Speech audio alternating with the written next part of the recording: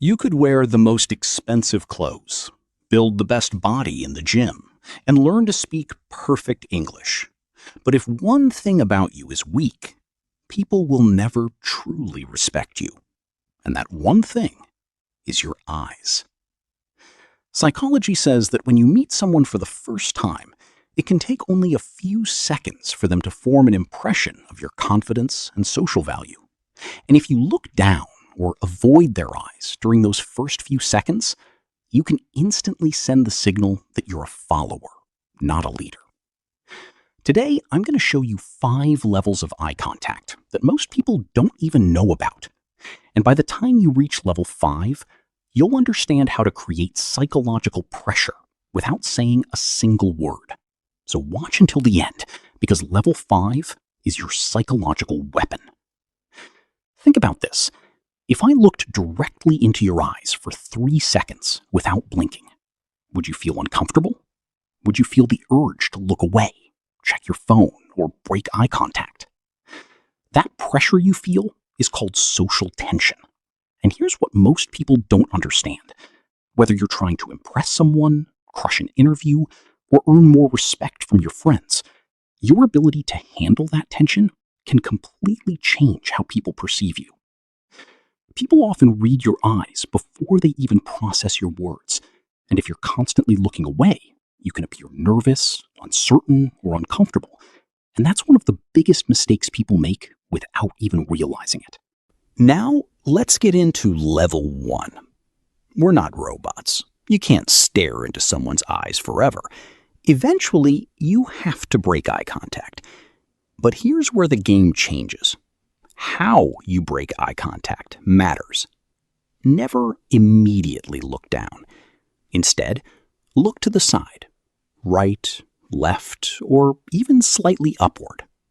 Because when you look away like this, it can seem like you're processing what they just said, instead of escaping the interaction. And that creates a completely different impression. Now let's move to level 2. Let's talk about charisma. You've probably noticed that some people are incredibly magnetic. When they talk to you, they somehow make you feel like you're the most important person in the room. And it's not magic. One technique I call sticky eyes can create that effect.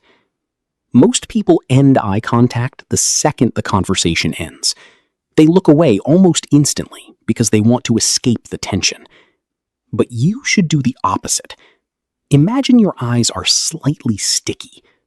When you finish talking to someone, or when they're about to walk away, don't immediately cut eye contact. Hold it for just 1 extra second. Then slowly and naturally look away. Not dramatically, and not like you're staring them down. Just 1 extra second. That tiny moment can make the other person feel like you were genuinely interested in them. And people naturally like people who make them feel important. But here's the warning. 1 extra second, not 5. If you stare at someone for 5 seconds without blinking, you won't look confident. You'll look like a serial killer. There's a very fine line. So practice it. Now we reach level 3, the triangle. This is where things get more interesting.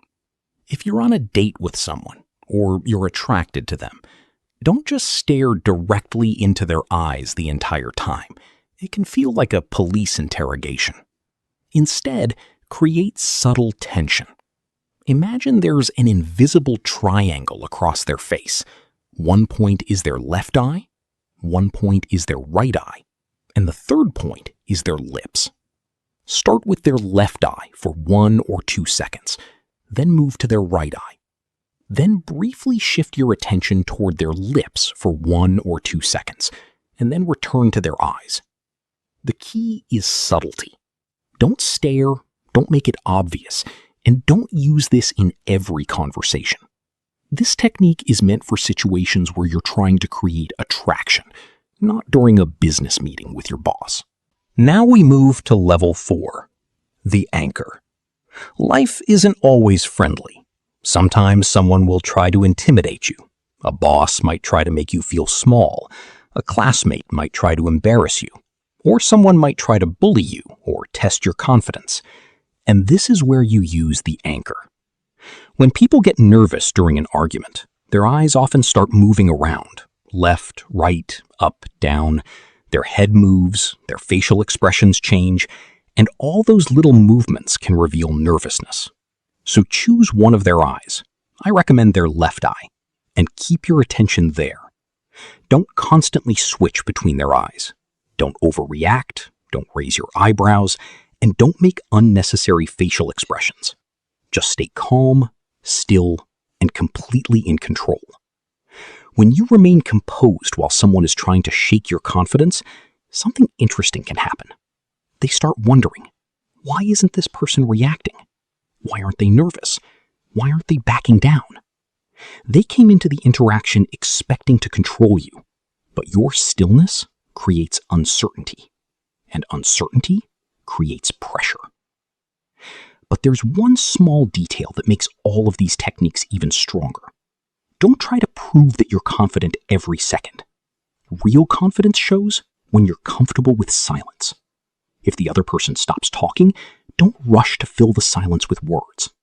Stay calm, maintain natural eye contact, and let them be the one who feels the need to break the silence. Because someone who isn't afraid of silence often appears more in control of themselves. And more importantly, don't make your eye contact look forced. Look at the person when you're speaking and when you're listening. Then naturally break eye contact. Don't try to become the person who never blinks, because that will make you look tense instead of confident. The goal isn't to scare the person in front of you. The goal is to make them feel that you're completely comfortable in your own presence. And now we reach level 5. This is the level most people completely misunderstand.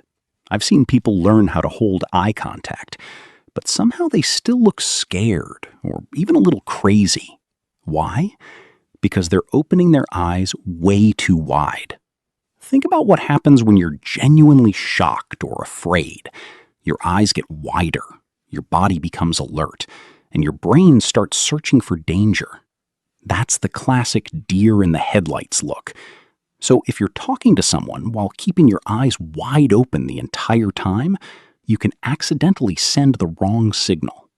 Instead, develop what I call hunter eyes. Look at a lion. Its eyes aren't wide open. They're relaxed, controlled, and focused. You don't need to aggressively squint, and you don't need to look angry. Simply relax your upper eyelids and slightly engage your lower eyelids. Your eyes should look like you're analyzing something, not like you just saw something terrifying. And that's the difference. Confidence doesn't always look aggressive. Sometimes confidence looks completely calm.